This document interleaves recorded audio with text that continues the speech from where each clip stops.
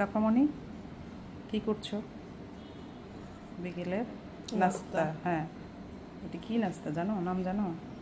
নাম জানি না, ইউটিউব রেসিপি, নাম জানতে পারেন। একটা করে উল্টো দেখাও কি আছে ভিতরে। হ্যাঁ ওইটুকুই, হ্যাঁ ওটাখানে একটু প্রেশার দিয়ে রাখো, ডিজাইনটা যেন সুন্দর হয়। হ্যাঁ ওকে গুড। এই হচ্ছে আমাদের বিকেলের নাস্তা। ভাজাভাজির কাজও হচ্ছে, রাফা এখানে কাটছে। ভাজারটা দেখাই, এই হচ্ছে ভাজা, এটা ভেজে একদম রোল, যেটা আমি যাই না, ইউটিউব থেকে দেখছিলাম, নিজের মতো করে রেসিপি করে নিয়েছি। তাদের রেসিপি কিছু দেখি না, খালি চোখের মধ্যে আসছিল যেরকম কিছু একটা বানানো যায়। প্রতিদিন বিকেলে কি বানাবো এই টেনশানে। এই যে ওরা ডিমের মধ্যে ডুবাই, আমি ডুবাই ময়দার মধ্যে। এই যে ময়দার কোডিং করে নিয়েছি এর মধ্যে, এই যে এগুলো ডুবাবো, ডুবাই তারপরে এই তেলের মধ্যে ছেড়ে এরকম করে ভাজছি।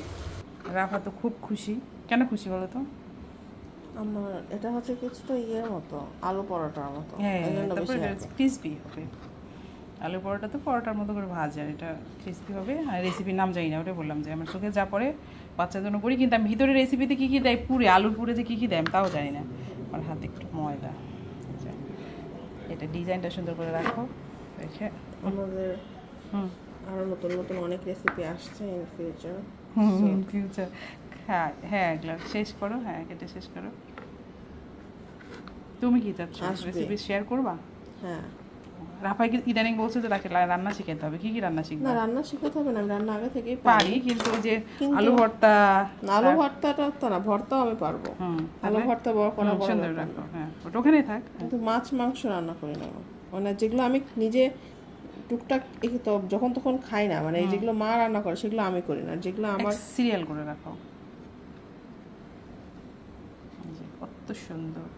এটা আমি ওরা ডিমে গুলাই ছাড়ে, আর আমি ময়দাটাকে গুলাই নিয়ে একদম ডিম যেরকম ঘন ঠিক হয় ওরকম ঠিক করে নিয়েছি, ওটার মধ্যে ডুবে ডুবে তেলে ছাড়ছি। ওটাও দেখাবো আমার এটা ভাজাটা হয়ে গেলে।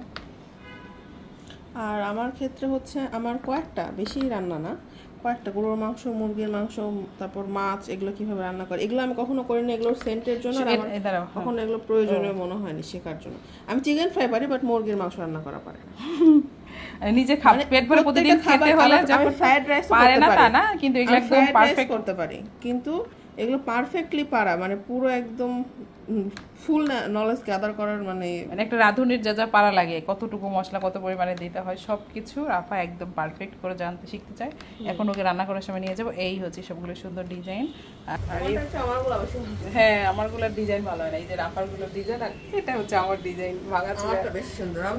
ও যেই কাজটা করে সেটা আলহামদুলিল্লাহ পারফেক্ট করে করে। কিন্তু সমস্যাটা কি, যে প্রতিদিন বিকেলে আমাদের নাস্তা ধরেন কিছু না কিছু তো খেতে হয়। আয়ান খায় নুডলস, কিন্তু রাফার জন্য আমার কিছু না কিছু।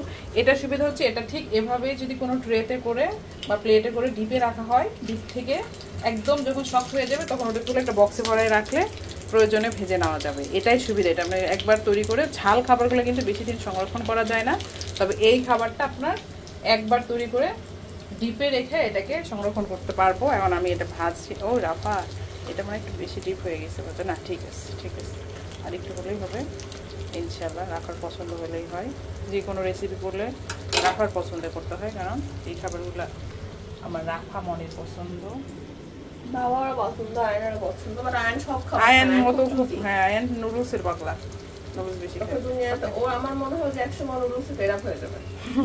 আল্লাহ হাফেজ, টাটা, বাই বাই। আবার নতুন কোনো রেসিপি নিয়ে আসবো ইনশাল্লাহ।